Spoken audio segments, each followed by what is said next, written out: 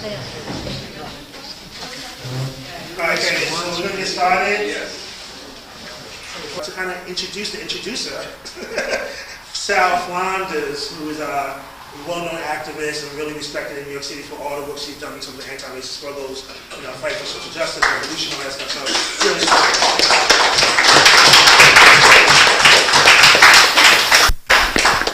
well, thank you, Kazembe, so much. And thank you for Brecht Forum, because we felt it was very important to have a program like there is tonight here with Fred Goldstein speaking at what has been a center for so many political discussions. And Marxist thought and analysis is based on activism, and it's also based on really scientific methods. So this is an important place to bring those together. Now, really just to say that, and I do hope people take the time to really check out the book Low-Wage Capitalism. Fred Goldstein spent, I would say, 3-4 years on this in a very serious way, but it had a real beginning in Cuba, in Havana, in May 2008 at the Fourth International Conference on the Works of Karl Marx and the Challenges of the 21st Century, and a very important presentation that Fred made at that time. And he also is the author of an extended introduction of High-Tech, Low-Pay, which is a reprint of a real Marxist classic written by Sam Marcy, and it's been out of print for about 20 years. So bringing that back in with a real update as of last month is very important. But just to say about low-wage capitalism, I want to take just a few of the quotes and there has been so much support for this book. And you might have heard Fred last night on WBAI News. You may have heard him at the Union of Radical Political Economists conference this past Saturday. But Howard Zinn had an important quote about low-wage capitalism where he said, he referred to it as useful, refreshing, a Marxist analysis of the global effects of globalization on working people. Michael Parenti, gee, he had so many words of praise for it. He said, lucid, deeply accurate, informative, relevant, useful as a book can be, compelling. He went on and on. Abiyumi Azakewa, and all of these quotes are in the opening of the book, but described it as bold enough to advance the outlines of a fight-back program for workers and oppressed that guarantees a socialist future. And by the way, that's so important that we want to analyze events, but we really want to talk about what are the possibilities of fight back. Bertel Ullman had a wonderful, he said, truly outstanding. It hits like a body punch. I know of no book that covers so much, so clearly, so convincingly, and it deserves the widest readership. So we really take this to heart, and we feel that these are important commentators, analysts in their own right. And it's important to say that there's a material basis for a socialist future and an end to the compromises that the working class has been historically imposed on them in the past period. Also, we have heard of some college teachers who are actively preparing course material, and if this fits for your plans, you should really talk to us because we have a lot of material that would be available for that. Now, what makes Fred Goldstein, though, so suited to write a work like this is that Fred is really an activist, a fighter on the front lines of so many struggles over years, known as an organizer in New York, but also always a Marxist analyst, a Marxist journalist, looking at the broad economic outlines, both of domestic and international policy, again and again. And without looking at it from a scientific point of view of understanding developments and knowing that the working class can find ways to influence, impose itself, intervene in struggles. That kind of confidence really comes when you're both an activist, and a Marxist theoretician. So I really want to welcome and praise the book, Low-Wage Capitalism. It was originally called Colossus with Feet of Clay, and that certainly, the title, it's more descriptive to say low-wage capitalism, but this year we really did see how much this is a colossus with feet of clay, and the clay was just crumbling from underneath. So that original title we should keep in our minds as we listen to Fred tonight. So let me turn it over to Fred, and we're going to have a question and answer period afterwards.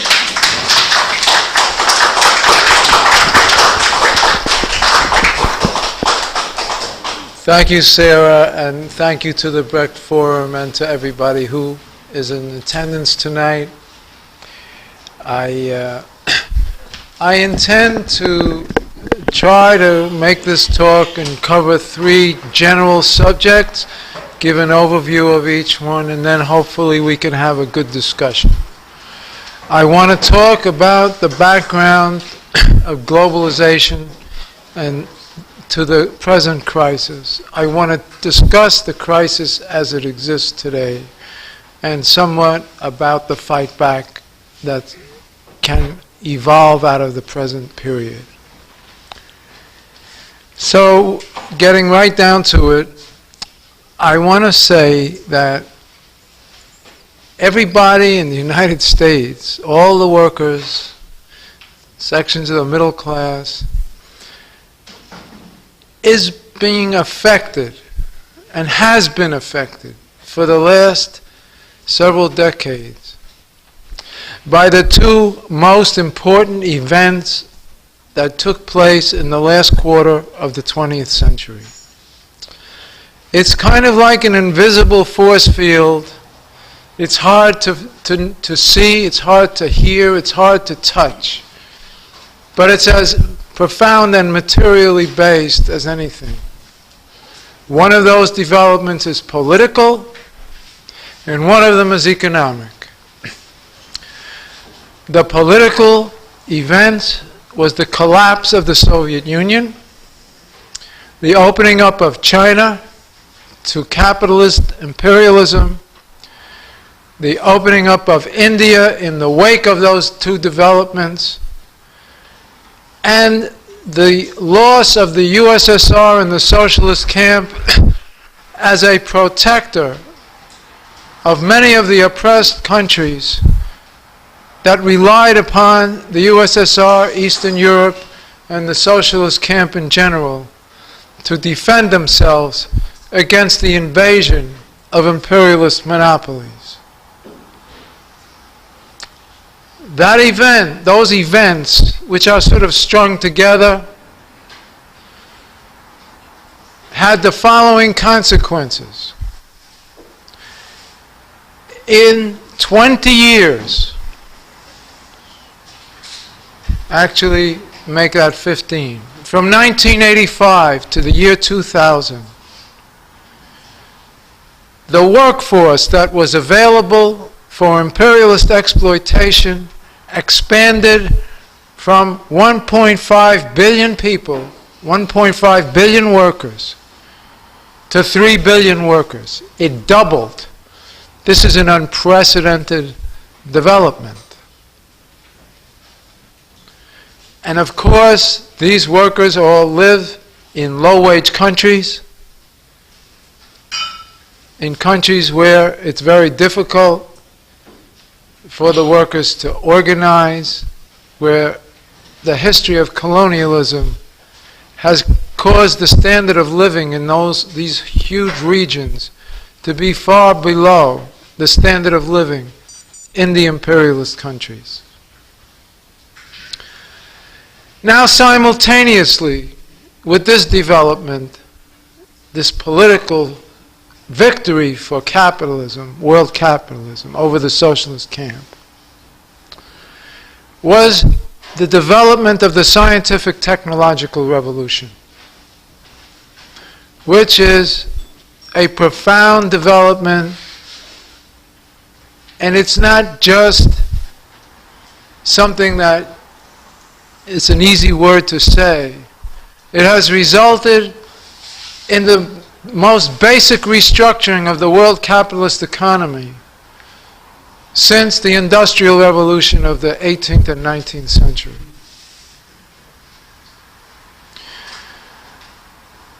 Some of the features of this scientific technological revolution are familiar to you. You read about them in the newspapers and magazines all the time. The question is, what do they mean? What has been wrought with them?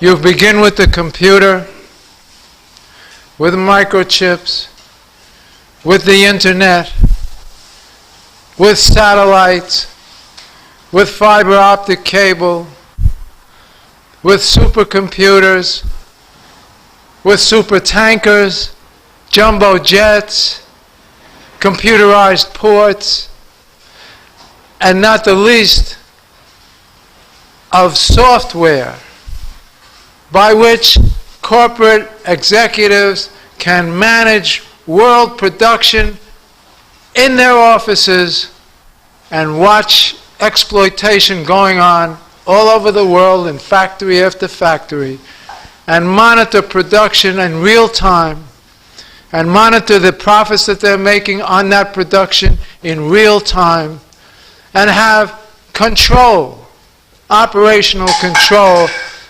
on a micro level. Number of companies make this software. Oracle is one of them. There's a German company named SAP that makes it also. If you've seen the movie Food Inc., there's a quick glimpse of that in that movie, of the bosses standing around looking at the poultry factories around the world. I commend it to you. What did this result in? It resulted in the capitalist class, the big monopolies, reorganizing world production in such a way as to be able to parcel out various aspects of capitalist production around the globe and finding the cheapest labor they can for what the various operations. Cheap labor doing textiles, or making chips, or cheap labor writing computer programs, or engineering. It doesn't matter. They found a way to reorganize production. I'm not going to read a lot. Some people write books and spend the day reading in front of the audience. I'm not going to do too much of that, but there was a couple of things I would like to read to you because they're illustrative of what I'm talking about. I want to read a part from a speech given by Ben Bernanke, the Federal Reserve Board chairman. I guess it was around 2006 in Wyoming, Jackson Hole, and he spoke to a group of bankers. And he said, he gave a speech where he traced global integration, quote unquote, from the Roman Empire up until now, his version. I won't give you the Roman Empire or Christopher Columbus or any of that stuff. But I will tell you this. He said that the development of the world market for capital in the past 30 years is unprecedented in history. And he said, the emergence of China, India, and the former communist bloc countries, which implies that the greater part of the Earth's population is now engaged, at least potentially, in the global economy. There are no historical antecedents for this development. And he pointed out that the traditional distinction between core and periphery is becoming increasingly less relevant, as mature industrial economies and emerging market economies become more integrated and interdependent. And notably, the 19th century pattern in which the core exported manufacturers to the periphery in exchange for commodities no longer holds, as an increasing share of the world manufacturing capacity is now found in emerging markets. He gave a quick example. Production processes are becoming geographically fragmented to an unprecedented degree. Rather than producing goods in a single process in a single location, firms are increasingly breaking the production process into discrete steps and performing each step in whatever location allows them to minimize costs. For example, the U.S. chip producer AMD locates most of its research and development in California, produces in Texas, Germany, and Japan, does the final processing and testing in Thailand and Singapore, Malaysia, and China, and then sells in markets around the globe. This is Bernanke explaining to the bankers the overview of the global economy from the point of view of the central capitalist power. I want to read one more thing, and then I'll stop. Some of you may have heard of the book, The World is Flat. I don't know. Thomas Friedman, a columnist for the New York Times, who happens to be a millionaire, multimillionaire, wrote this book, The World is Flat. And it was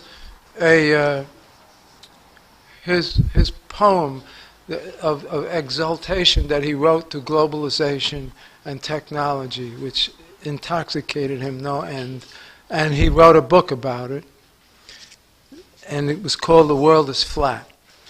But before he wrote the book, because he knows the corporate heads, he went to the head of Dell and asked him to tell him, how is the computer that I'm going to write my book on made by Dell?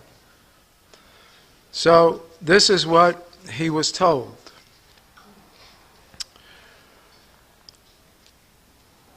Here's some of the highlights. Once his order was placed by phone, it went to Penang, Malaysia, one of the 6 Dell factories in the world. The others were Limerick, Ireland, Xiamen, China, El Dorado do Sul, Brazil, Nashville, Tennessee, and Austin, Texas. Surrounding every Dell factory are numerous parts supply centers called SLCs, owned by different suppliers. They are like staging areas. If you are a Dell supplier anywhere in the world, your job is to keep your SLC full of your specific parts so that they can constantly be trucked over to the Dell factory for just-in-time manufacturing. Dell sends an email every 2 hours to the SLC telling it what parts it wants within the next 90 minutes. Trucks from the SLCs pull up a barcode for each part as it is recorded, and the parts are loaded into bins for assembly. It was not possible to tell precisely where the parts for Friedman's notebook came from without taking it apart. But even an account of the various possibilities is revealing. The Intel processor came from an Intel factory located in either the Philippines, Costa Rica, Malaysia, or China. The memory came from locally owned factories in South Korea, Taiwan, Germany, or Japan. The graphics card could have come from the Taiwanese-owned factory in China, the motherboard from a Korean-owned factory in Shanghai, the hard disk from a Japanese-owned factory in Indonesia or Malaysia, and so on. Each component, including the modem, the battery, the LCD, the power cord, the memory stick, the carrying bag, could have been made at any one of a multiple suppliers throughout the region, including Thailand, Indonesia, or Singapore. Dell makes sure it has a stable of suppliers on hand to compete with each other and have the parts available at all times. It is the suppliers that must keep the inventory on hand in order to keep Dell's business from going elsewhere. That's it. That's it for the reading. Of course, Friedman doesn't ask, what about the workers who work in these supply chains? He doesn't ask if they have a union, if they have health care, if they have benefits, what the wages are, what the hours are, what the working conditions are. That's irrelevant to Friedman. All he cares about is the wonders of this global integration. But really, what he's describing is what I would call a global chain of exploitation that goes everywhere. Perhaps the word chain should be substituted by web of exploitation that spreads from the monopolies here, like Dell in Austin or Nashville, all the way out to Singapore, Malaysia, and China. What does this mean for modern economics as it is in the 21st century? It means that there's been a drastic change in the world division of labor under imperialism. The old division of labor under imperialism was approximately a division between those in the colonial, low-wage, oppressed areas consigned to do digging in the mines, on the plantations, building ports, building roads, and building the infrastructure so that the imperialists could take out what the workers in the interior were forced to dig out of the ground or grow on these plantations. That was the old division of labor, and everything came to the center and was manufactured over here, usually at union wages, but not always. Now, with this new scientific technological revolution and the reorganization of production, workers in vast areas of the low-wage world can be exploited right where they are, as long as you can find workers. You don't have to have a mine next to them. You don't have to have agricultural land. As long as you can round up workers and drive them into the factories, you can super exploit them. That's a dramatic transformation in the world division of labor. The other consequence is that it sets up a global competition between workers in low-wage countries and workers in the higher-wage imperialist countries. And it changes the way wages are determined on a world scale. Wages used to be determined on a national basis within any given country. Germany had one wage level, the United States had another, Indonesia had another, and so on. It was based on national conditions and expectations and what had been won in the past. Now, the wages are determined internationally more and more on a basis of an international wage scale. It's no longer national. And that it is being driven down by the low-wage areas of exploitation. Workers, from the point of view of the bosses in Detroit, auto workers in their plants should have wages much closer to the wages of auto workers in Thailand or Mexico. From the point of view of the customer service workers who might be in Arizona working for a credit card company, their wages should be more in line with the wages in Manila, which may be 20% of what they pay in Arizona.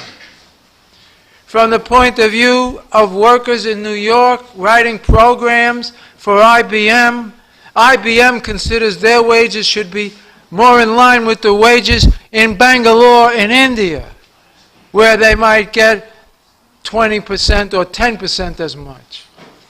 They pit them against each other.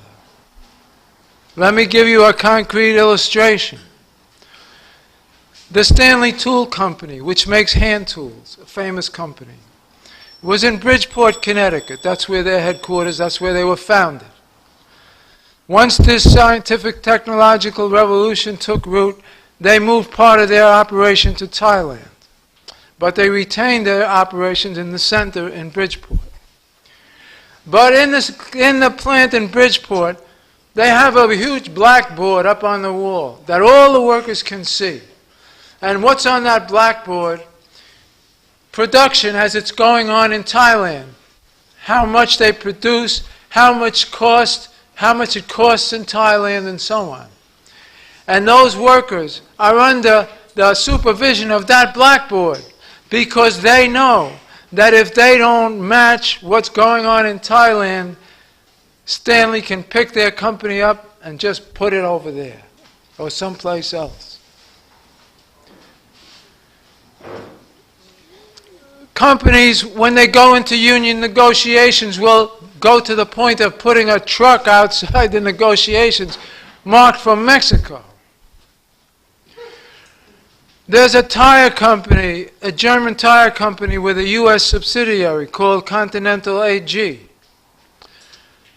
They told the United Steelworkers Union in Mayfield, Kentucky, a couple of years ago, that you, the union, have to come up with a cut in the $55 million payroll to get it down to 20 million.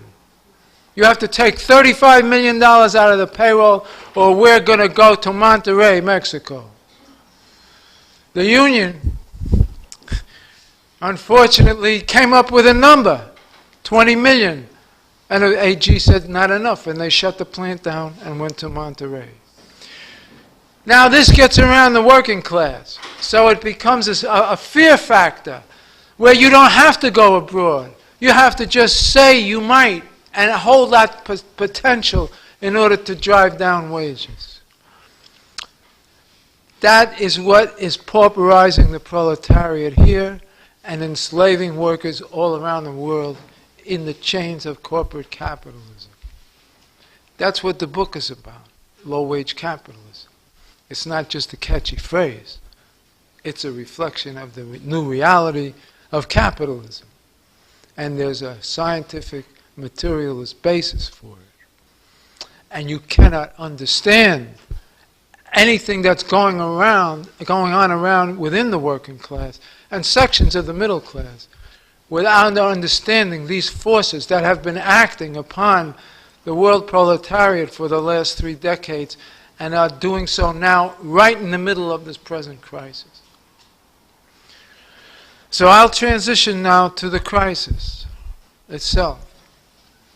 And just as much as it's important to grasp the global background to the world economy and the national economy, it's also important to grasp what the overview of the present crisis is, what forces are at work, and where we are. And I will say that U.S. capitalism has entered a new stage, but not just today. I would say if you had to pick a date, you would go back to 1991. What happened in 1991 to 92? There was a recession in 1991 under the first Bush. For the first time since the records have been kept, when the economy recovered from the 1991 recession, workers were still losing their jobs. Not just as a lagging indicator for 3 months, because it was usually took 3 to 6 months for workers to get rehired and for the employment level to be what it was before the bust.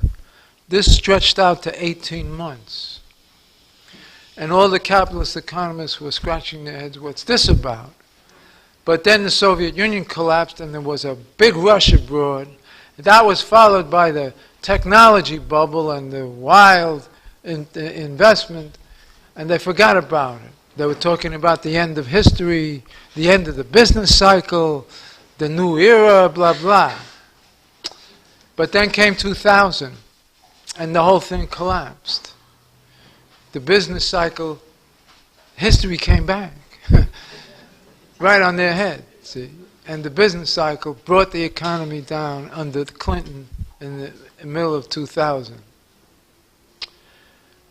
Now, what happened after that? instead of 18 months for employment to reach its pre-bust level, it took 4 years. Not only did it take 4 years, but for the first 27 months of the recovery, 600,000 workers lost their jobs in a recovery. This is a very serious development for capitalism and for the working class. Now we're in the third one. We're in the third one. And if you read you'll read it tomorrow, if you didn't hear it today, you'll hear about that the GDP, the gross domestic product, expanded 3.5%. The stock market went up almost 200 points. Hooray, the recovery. But you read the rest of the article, you read the small, and you feel the trepidations of the bourgeois economists, none of whom believe that this is in any way, shape, or form on any kind of a solid foundation, because they all say, oh yes, and unemployment is expected to go up to 10%. See? And they don't know when it's going to stop going up. The budget office, the government budget office, projected that that the unemployment won't stop going down and will start coming up in 2013, 2014. That's 6 or 7 years. Then none of them know. They don't even know what's going to happen next quarter. But at least they're all in a dismal mood because they can see that we're in an era of jobless recovery. In other words, let's go back to the scientific technological revolution. What is it under capitalism? It's a means of shedding workers. It's a means of making workers work faster, work harder, produce more goods in less time, bringing their skills down, taking workers' skills, putting it into a machine, putting it into software, de-skilling the proletariat, which automatically drives their wages down. And it makes it harder and harder to start the capitalist system up again. That's what these increasing jobless recoveries mean. It's more and more difficult to restart the capitalist system once it collapses, because the productivity of labor is so great that as soon as they start the engines of production up and the masses have been pauperized, nobody can buy the goods. That becomes increasingly a problem that's leading in a direction that is insoluble for capitalism. That's what this recovery is about. Greenspan tried to get over the 2000 crisis with the jobless recovery. What did he do? He and the financiers poured credit into the housing market and into the bourgeoisie in general, especially to the banks, and created, in order to get over that crisis, they created a huge construction boom for housing. And when it all came down, they had 8.5 million houses and only 6.5 million people who could even buy them. And the whole thing collapsed. And when the smoke cleared, there was General Motors and the auto industry with a capacity of 19 million cars to produce. And this year they're going to be praying to be able to produce 10 million if they're lucky. Huge overcapacity. They're shrinking the economic base in order to accommodate the constricted markets of low-wage capitalism, which they created in the first place of necessity. So this is this new stage, and it's all based upon the fact that in the struggle for surplus value, for profits, the bosses use technology as a way, each one of them, of fighting each other for profits and market share, and in the end they have created capitalist overproduction that has brought the system to a crisis.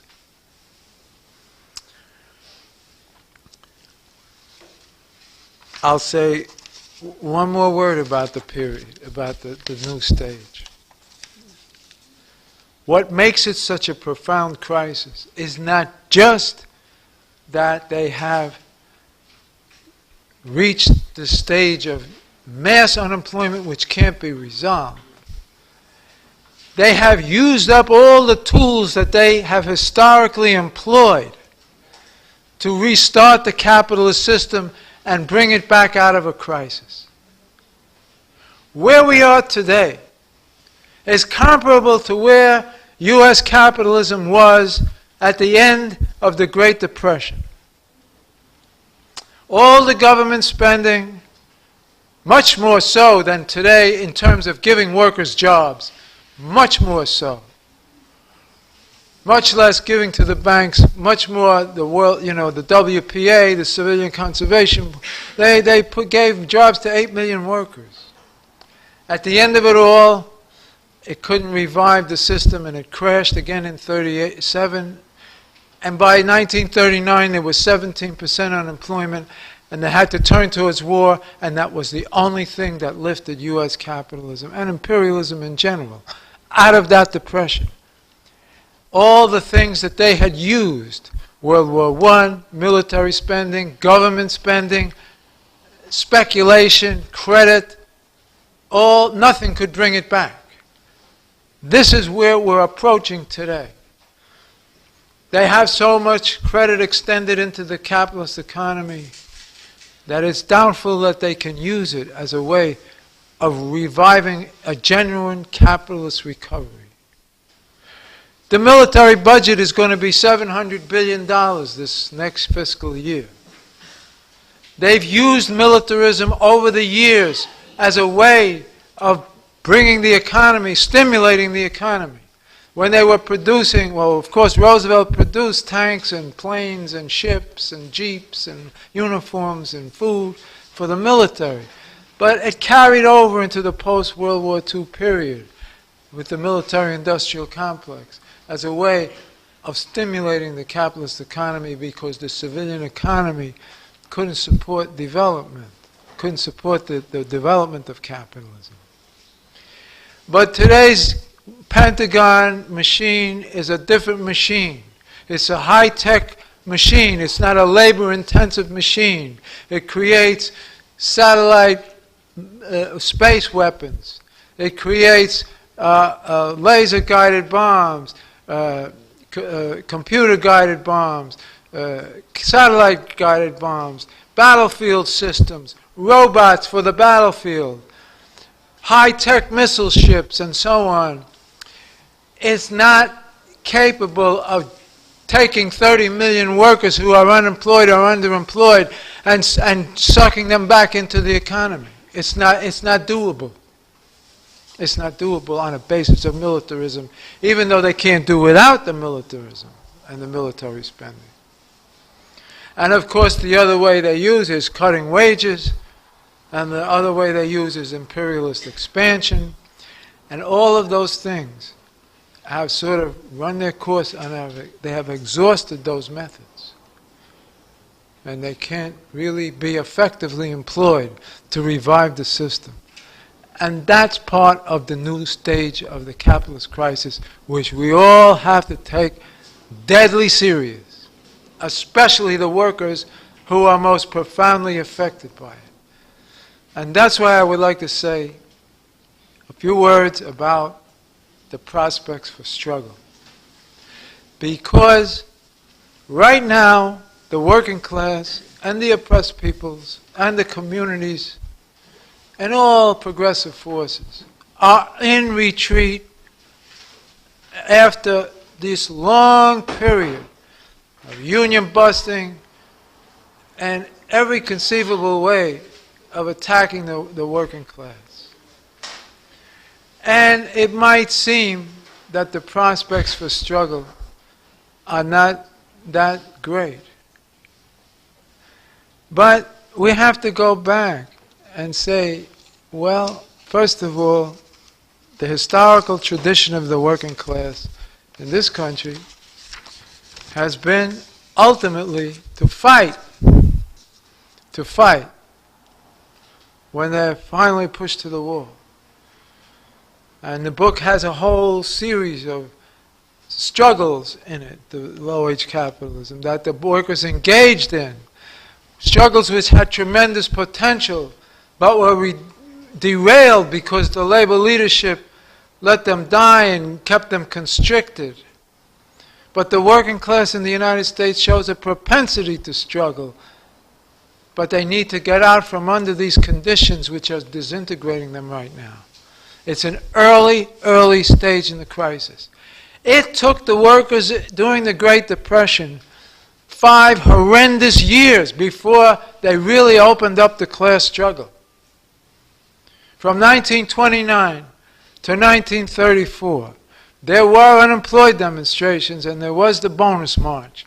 But in terms of the class as opening up an offensive, it took 5 years before the 3 great general strikes took place in San Francisco, in Minneapolis, in Toledo, and then the great pre-revolutionary period of the sit-down strikes, which began in Akron, where the whole of the city of Akron and the world capitalist rubber industry, except for the French who had Michelin, was all centered in Akron, and the Akron rubber workers just basically took over the rubber industry with sit-downs again and again and again, and it spread to the auto industry, and it spread to General Motors, and those class struggles broke open the whole period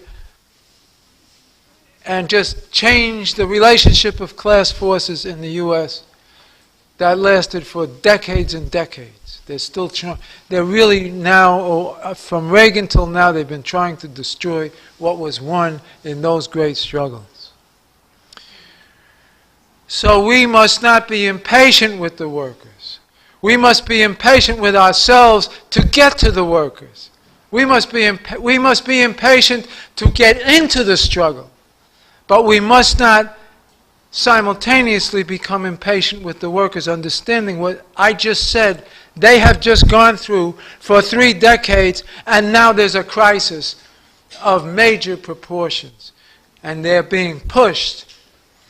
But we are materialists.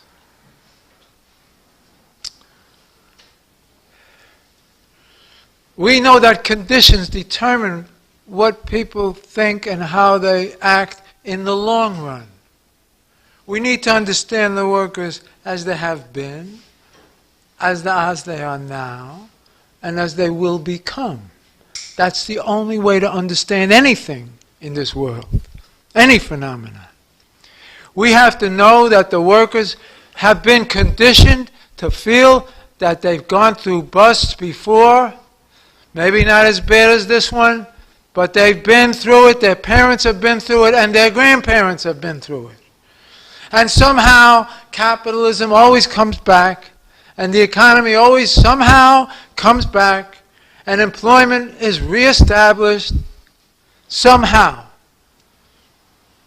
And when things don't work out, they've been conditioned to go to the Democratic Party, to bourgeois politicians, to have small demonstrations here and there, to lobby, etc., etc.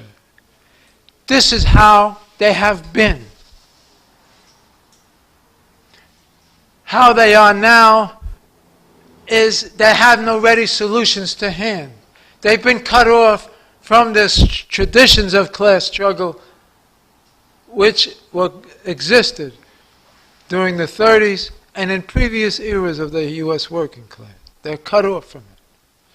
I'll make one aside.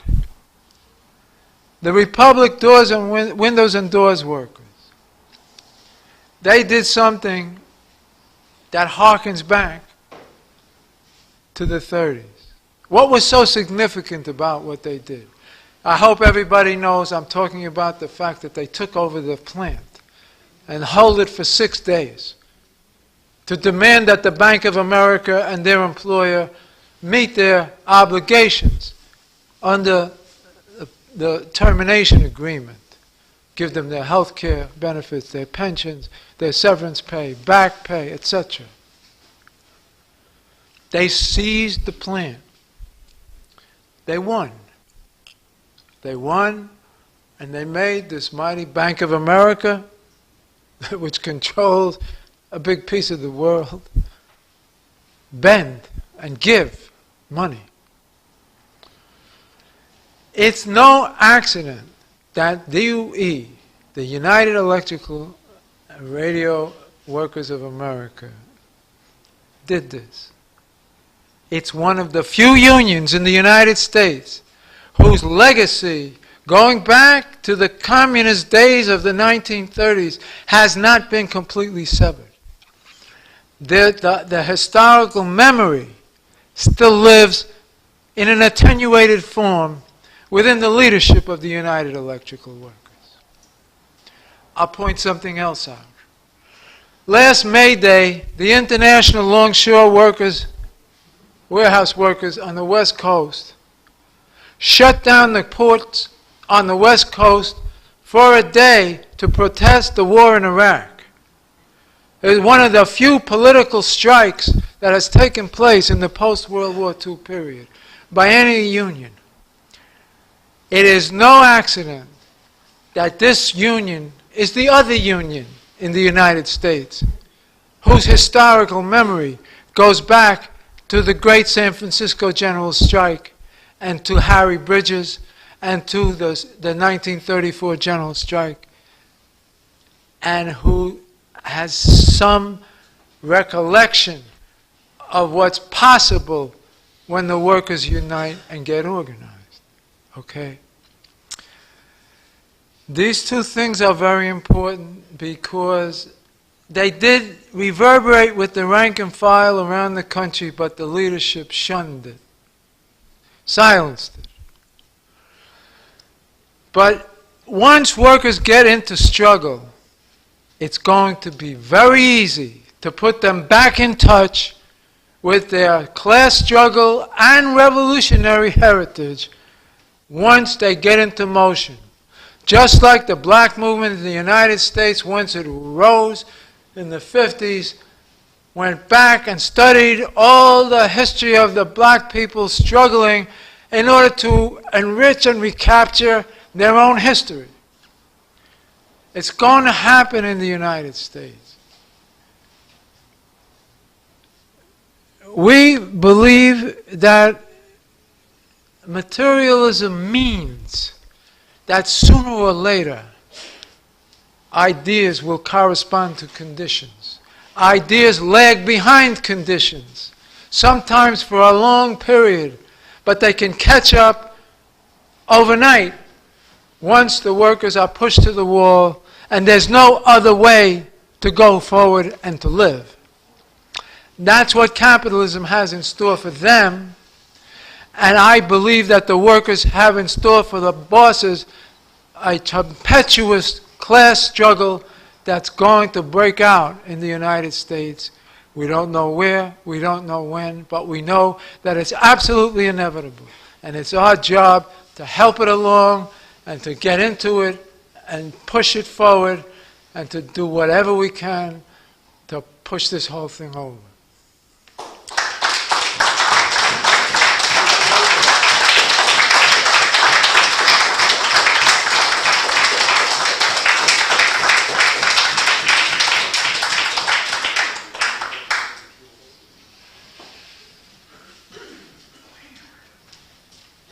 I was really remiss in introducing Fred today to not say that Fred writes almost weekly for Workers' World newspaper, and so this is really a whole evolving analysis of the struggle in the U.S. and internationally, and that's very important because I think for all of us it is really analysis comes out of constantly looking at and being engaged in the struggle.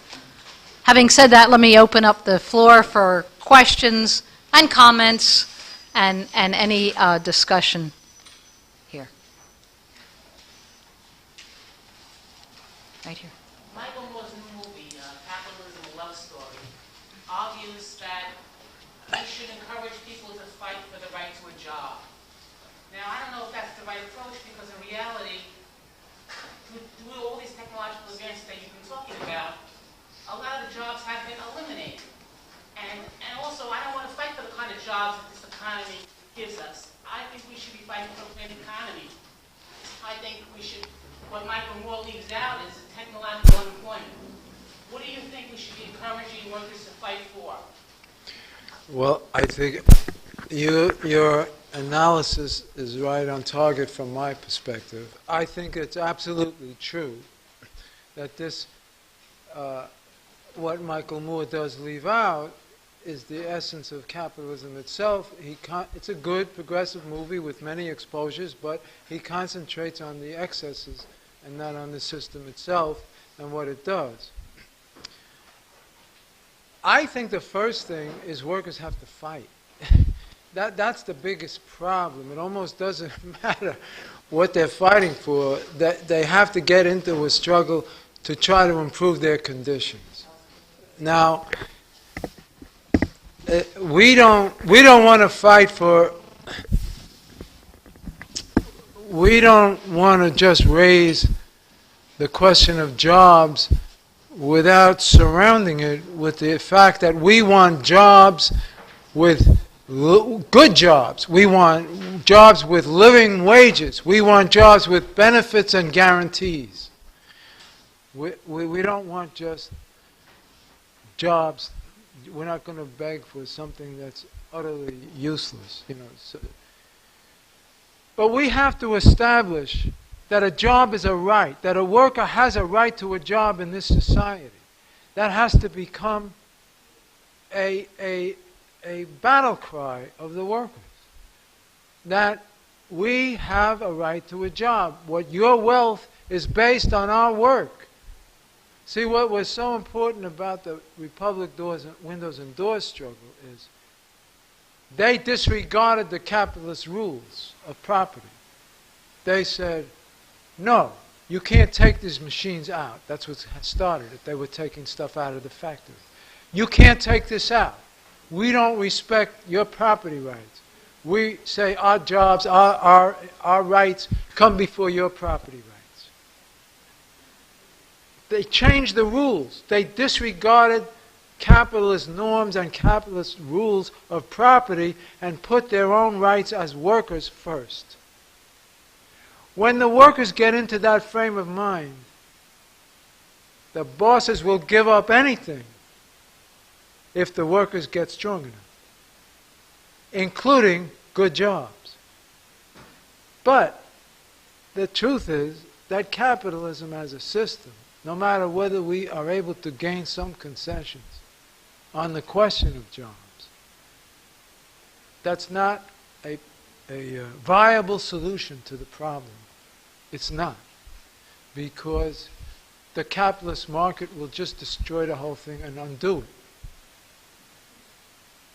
I believe that that the only way to eradicate this contradiction is to have a socialist system. A planned economy that's based on human need, where production is coordinated and planned centrally, where the means of production are socially owned. After all, when you look at the productive system, everything is socially produced. Everything. Everything is a product of the complex labor of the workers of the world. I don't care what you look at. This pen, or Boeing 747, or this microphone. You can't say somebody made this. All the workers of the world contributed to making this, and this, and that. Social production is what exists on the ground. Social ownership has to be brought to bring this social production to be used for the workers and the people who produce, and not for profit. And that's the only ultimate solution. There's no other solution. There's no other way to resolve this. That's what we should be going for then, and not make believe we're going fighting for something else. And also, if we only fight for jobs, we're ignoring all these people who don't have right now food, water, fighting for a sane economy, like you said, that's a planned economy that serves people's needs. I'll talk to that. I mean, I agree with that. We don't want to just fight for jobs, but jobs is, jobs, We don't need a lot of workers, really. I mean, well, just need everybody. the technology should be used to lighten the load of labor. Instead, it's being used to oppress labor further downwards. But anyway. Okay, let's take a few hands, and then we'll come back, but sort of do one at a time. And also, we could, if there are several questions and you want to handle it that way. Okay, I'm going to take here and the back. I think you're looking at things in terms of capitalist economy, because if you look at the schools, we need more teachers in every classroom. Classrooms are overburdened. We need after-school programs. We need daycare centers. We need all kinds of things to make this culture really be what it should be to serve people. And there could be hundreds of thousands of new jobs that could be created at good wages with benefits, you know, health care for all and all of that. So don't think in terms of capitalist economy, think in terms of the kind of socialist economy that we all want. And that'll change your worldview. Fred, I just want to bring up something that a friend told me about who was in Chicago. And I think this is really interesting.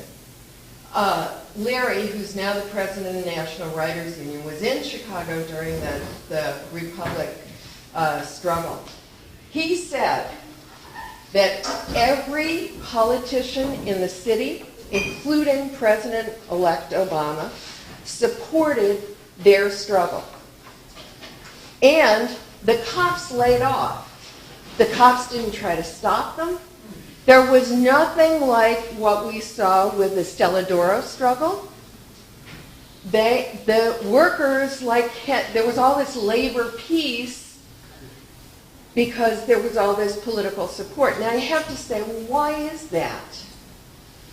Obviously, the politicians didn't want something like what the Republican workers were doing to grow, to mushroom, to get carried on in other plants, because they knew there were going to be all these layoffs in the auto plants and everything. So, I mean, yes, that struggle was really important, but the ruling class also played a hand in trying to diffuse it in a way. And obviously, somebody made calls to Bank of America and said, you know, give them the money, get them off, stop it. So I don't know if you could talk about that a little bit, or to me, one of the things you were saying about the state of capitalism is that capitalism is in a state of a total contradiction, irreconcilable contradiction, because it can't keep expanding, especially if the workers can't afford to buy. So, Now, should we take a few questions, or you want to? Okay.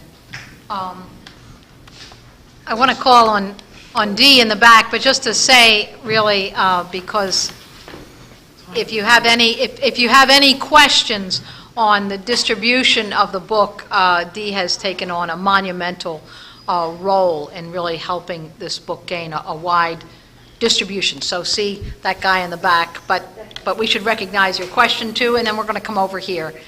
And then we'll hand it back to Fred, and we'll take another round of questions. How does that sound, just as a procedure? Okay. Fred, in your book, you talk about something you call the Labor Community Alliance as kind of a strategic formula for struggle in this period.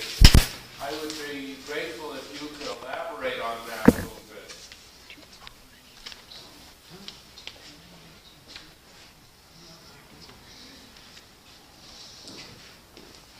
So on the Labor Community Alliance.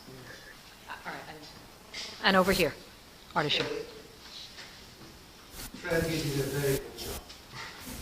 And I agree with you 97%. Now, I was looking at the gross national product of the United States, and it's $47,000. And last night I was looking at the gross national product of, You mean per capita? per capita. Per capita of Iran was about $8,000. Okay. So the per capita income of the United States worker, in an average, this is an average, it's very low, is 7-8 times the per capita income of an Iranian worker, up and down, with a plus and minus of 2-3%. That's how do you explain that? And why I agree with you on the equalization of wages around the country, and I'll agree with you with lowered wages in the United States since Ronald Reagan. I do remember all of those attempts. I agree. But how do you explain it? Because you tried to explain it, but I couldn't get it. That still is a big difference between the two. How do you explain that?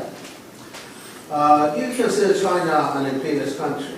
That's a separate question. Excuse me. And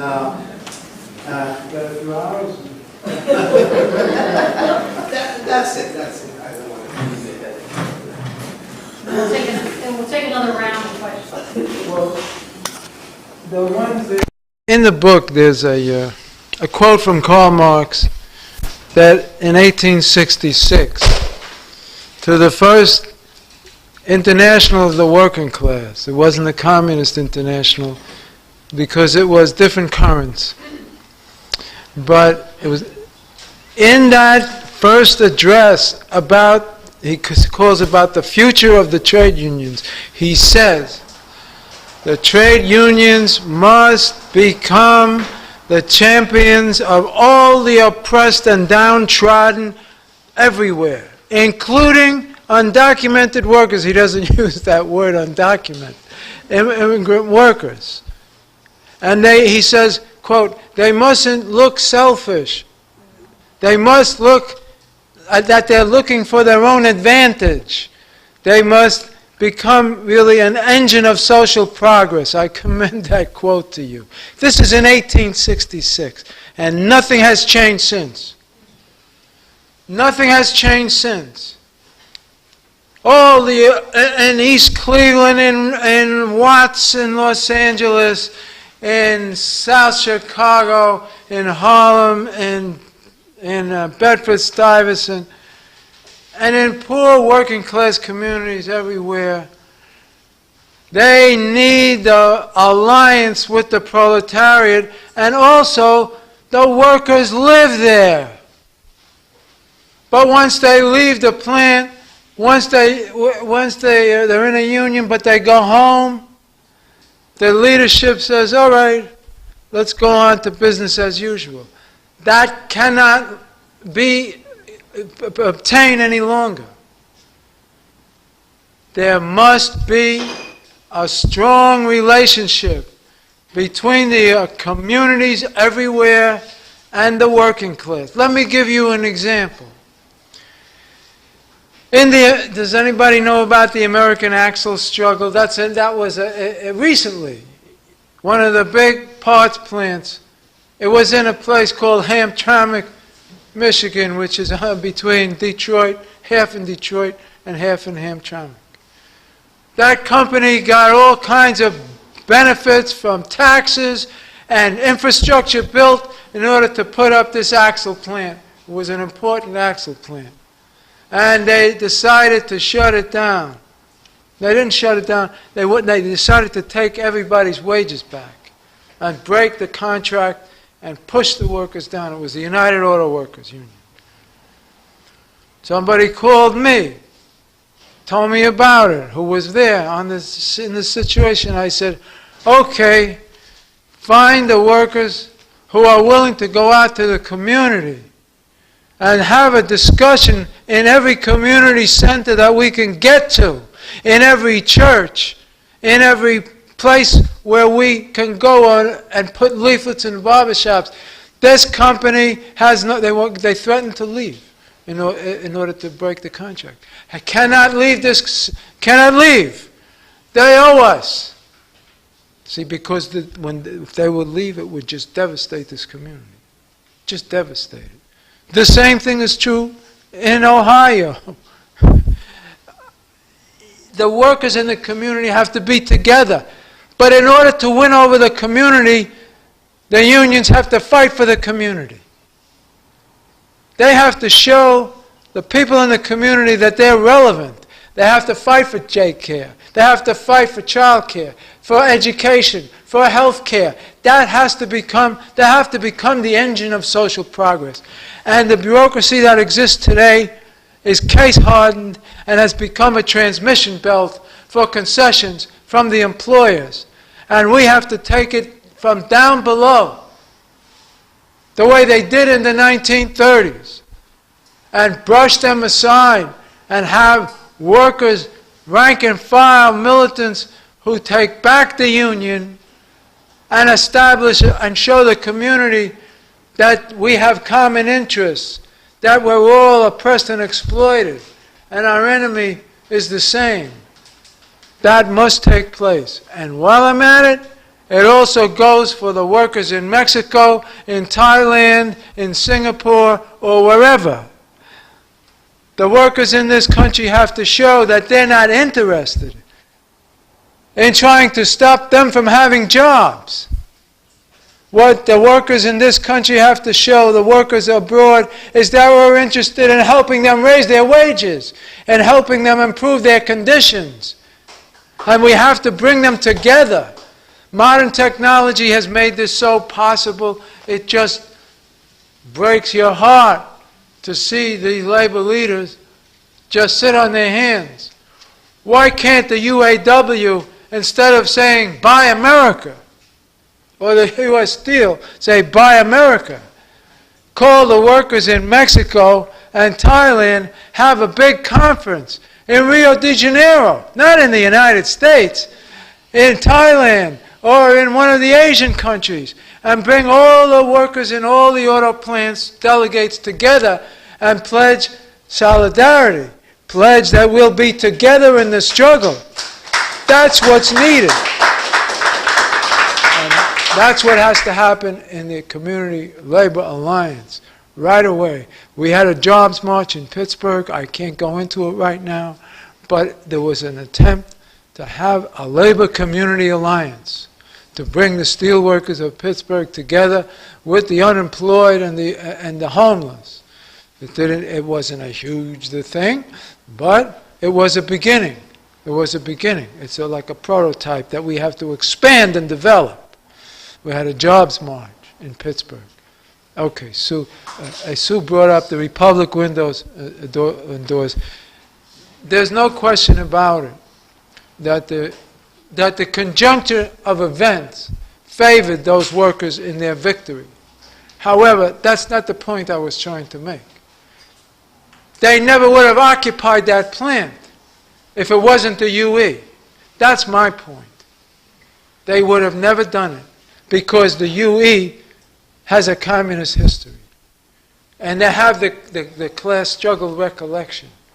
And the fact that they did it, and you know, we look back at it and say, oh, Obama supported them, Gutierrez supported them, everybody supported them. They didn't know that when they took the plant.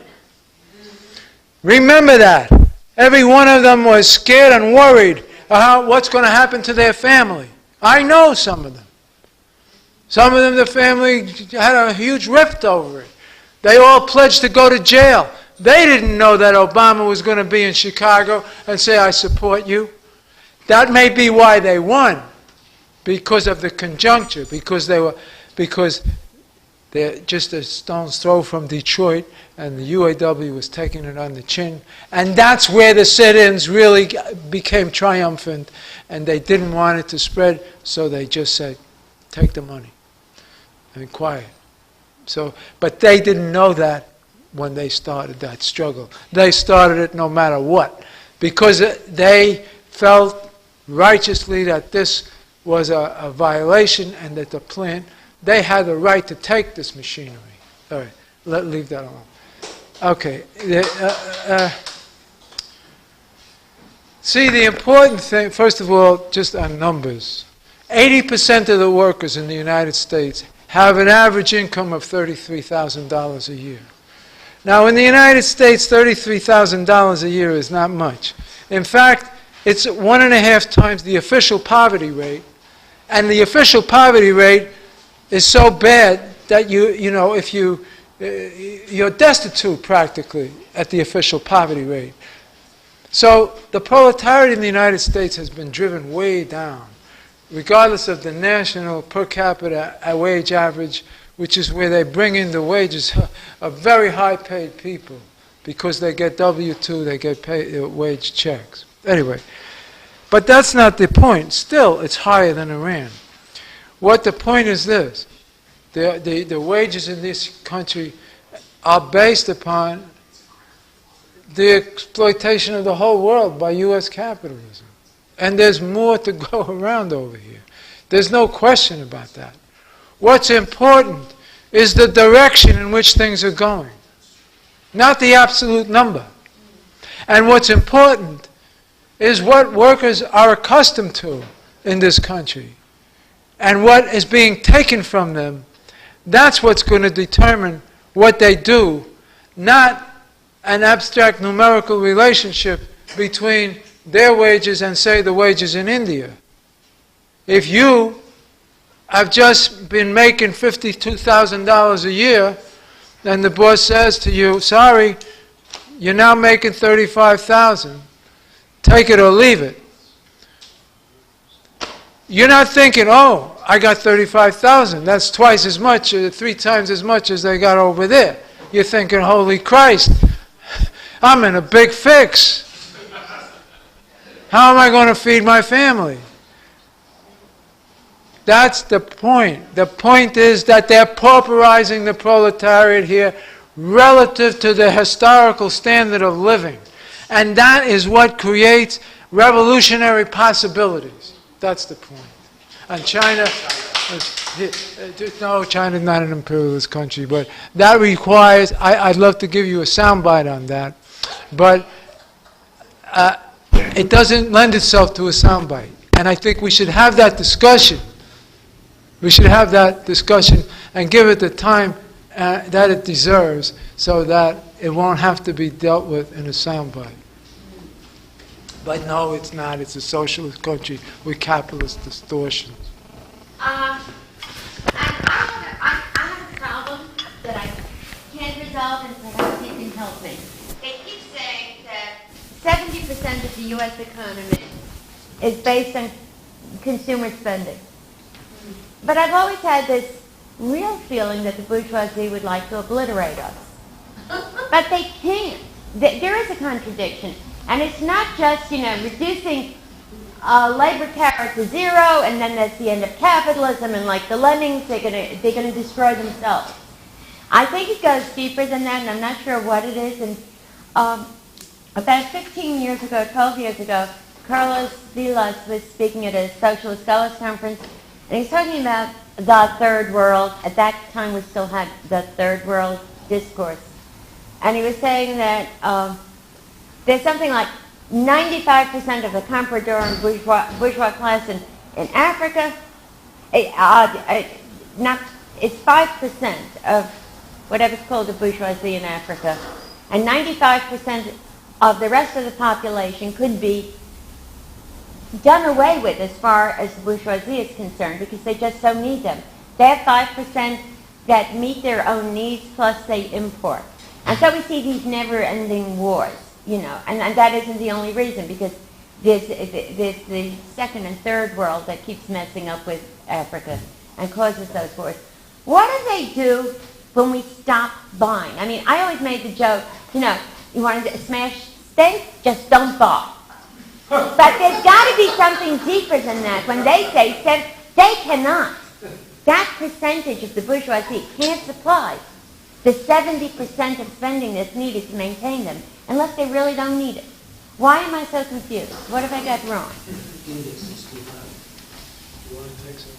Okay, so let's take a few. back here. And wave your hand if I'm not seeing you, you know. It doesn't have to be answered until the end, because I think Timmy's questions are really key one to the answer. But, so my question would be, you know, is the Russian Revolution managed to remove that place from the realm of traditional, at least traditional capitalist production? And it was a revolution that happened in a place where capitalism and its development was relatively weak. It was sort of, from what I understand, sort of different than what Marx had predicted. And I'm wondering whether something like, I'm not saying it's likely, but if something happened where the leftist forces in a place like, say, India, which is a relatively sizable country, it's locked into international production. But whether it's possible to have revolution in places like that that do create societies based around a planned economy, and whether or not that might provide a new beacon to people doing struggle in the what is currently the first world, in regards to labor struggles, et cetera, because it seems to me that with, like you were saying, that how they got out of the Depression, they did World War II, and then because they destroyed the production of their competition, that they managed to sort of create a situation where they dominated for a period of time, which is worrisome enough, because if they do that again, you know, it means another like World War. But I'm wondering whether, frankly, you know, to use the old debate in the left, is it possible for a place to have revolution where it's not done on a world scale, but they can remove themselves from the capitalist production? And would that be a better beacon for people about the idea of having a socialist economy, in addition to trying to organize people here?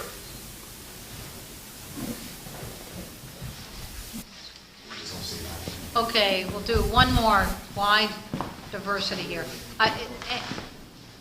I see one person who's I think it's really overblown when they all lost their jobs. They've been there for decades. They all lost their job. What did they win? A couple $100 each on maybe back pay and overtime that they were owed. That was what the struggle holding the plant was about, just to get money that nobody disputed they had a right to.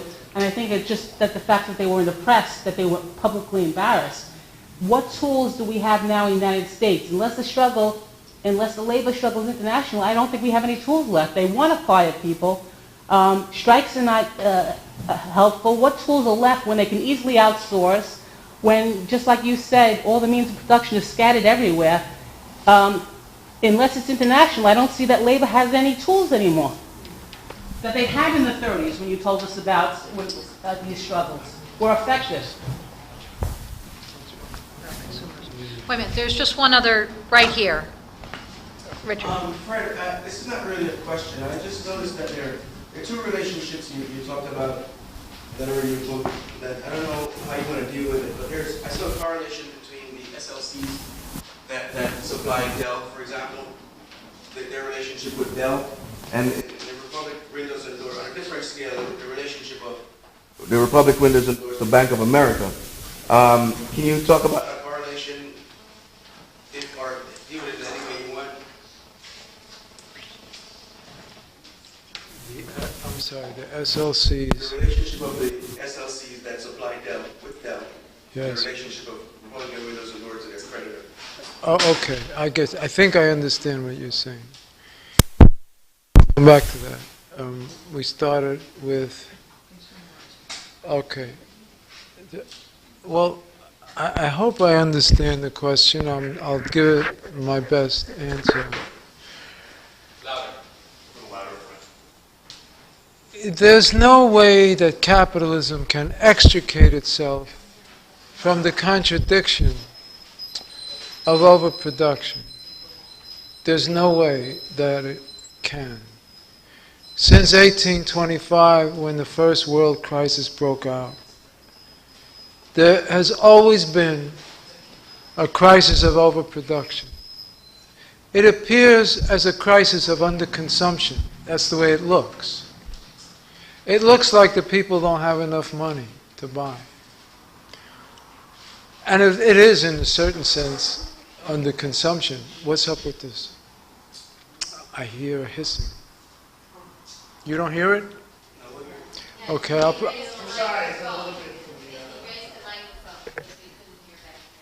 Oh, okay. Is this okay? Well,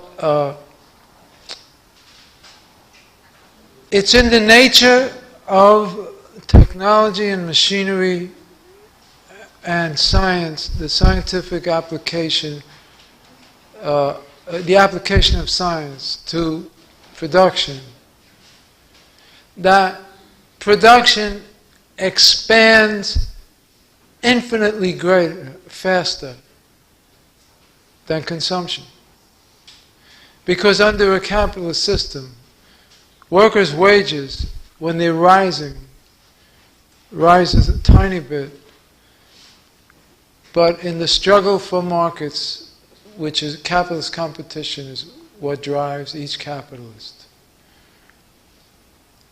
They fight each other for profits. The one who loses gets vanquished by the winner.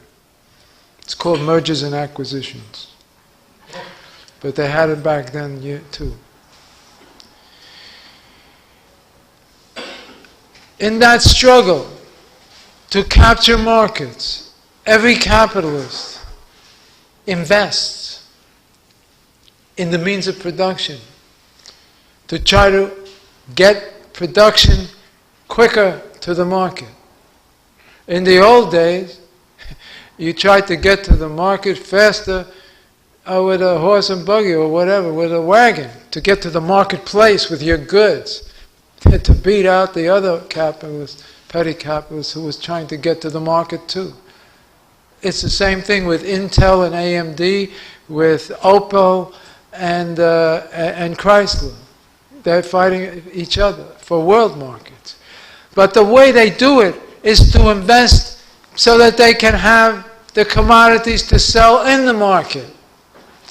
And each one builds up its own means of production independently of the other and in struggle with the other. And when it's all over, all of society, unbeknownst to us, has all of a sudden got this enormous capacity to produce based on capitalist competition for markets, but we're getting lousy wages. And sooner or later, inevitably, the production that must be sold at a profit so far exceeds the ability of the masses to consume it that the whole thing collapses, because the bosses can no longer sell at a profit. So in order to cut their losses and in order to restore profitability, they shut plants down, they lay workers off, they shrink it, they destroy means of production.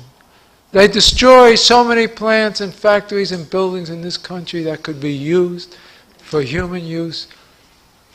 If somebody just wrote a book on that, it would be eye-opening. What's destroyed that's useful but cannot produce a profit, because profits are everything.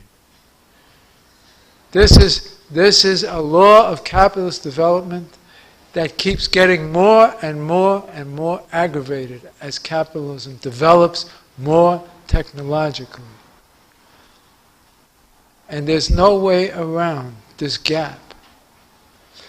What Greenspan did in 2003 and 4 by telling everybody to get an adjustable rate mortgage, which he did, and by pumping money into the mortgage industry, and by conspiring with the SEC to let all of these fake derivatives and every other thing, mortgage-backed securities, be spread around the world, and and conspiring with the rating agencies to mark everything AAA so it would be bought. What was he doing it for?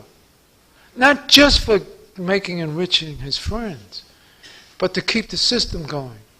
Because workers weren't being called back to work.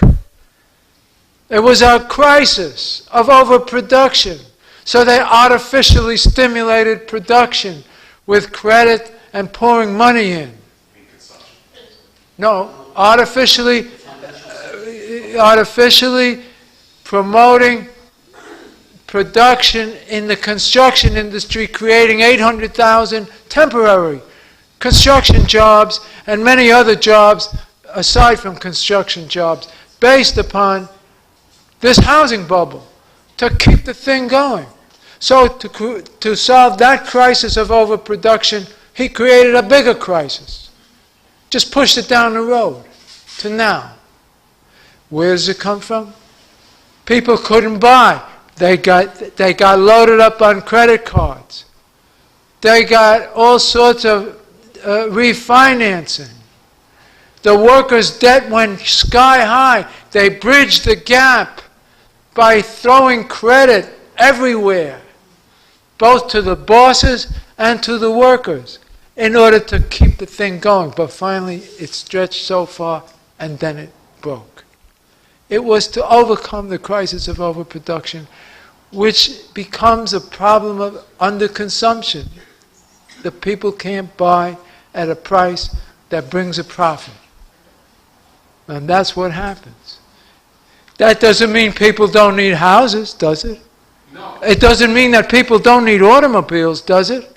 If you live in a rural area and your car breaks down, you're out of a job. If you live in Detroit or in some place with no public transportation and your car goes down, you're out of a job. Or you got to borrow somebody else's car. Or if two people are working and you got two cars and one of them breaks down, you got to switch cars, find a way to make do. Those cars could be sold or distributed to the people at affordable prices. But it's not profitable. There's no surplus value to get. So, profit rules. And that has to be destroyed. Those things, distribution cannot take place on the basis of profit. Distribution in society must take place on the basis of human need and planning. And there's no way that we can afford to let small cliques of billionaires sit around tables and decide what's going to be produced and at what price. Because they're disposing of our labor and everything and the labor of the whole world in these boardrooms. And that has to be put an end to. And that's why we have to organize the workers and make them aware of this. Make them see that they're a class. That's the only way. I'll get off. I don't want to go too far. But and your question was, I'm sorry. What tools does the labor movement have in that? Yeah, okay, on the Republic doors and windows thing. You know, if you read the Communist Manifesto carefully, and there's so much in there, it's hard to absorb it all. Marx explains in there, I believe, I hope it's not a false memory, that the struggles of the workers, historically, the victory of those struggles is not the material gain that they get, but the organization of the workers themselves in the struggle against the bosses is the victory. That's the victory, because it makes possible greater struggles. He didn't put it that way, but I'm adding on. It becomes the basis for future struggle, greater struggles. The way I look at the Republic windows and doors struggle is this. The victory was the occupation. That was the victory. It's true that they lost their jobs. The relationship of forces between 300 undocumented immigrant workers and the Bank of America was such that they weren't going to get much more than that. I think they got about as much as they could get. But they got it. And they got it. It's not that they got it. It's the method that they used, which is an example to the proletariat. When they went around after that strike, they spoke in New York, in Boston, in Philadelphia, in Los Angeles. They spoke to packed union halls of workers who were excited about this. Okay, it didn't reverberate far enough. But the victory was the deed. That was the victory itself. Okay, what tools do we have? They have only organization. Lenin wrote this. The only tool that the workers have in the struggle against the capitalist class is organization. We've got to have a revolutionary organization that helps the workers get their organizations that they need. It doesn't happen spontaneously. The bourgeoisie is organized centrally in the Pentagon, in the CIA, in the FBI, in the boardrooms, in the Chamber of Commerce, in the National Association of Manufacturers. They have their organizations and they have their media, and we have no other tool but to organize ourselves as a class. Anything else is pipe dreams.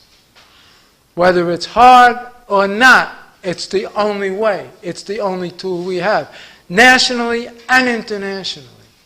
Yeah, all right, that's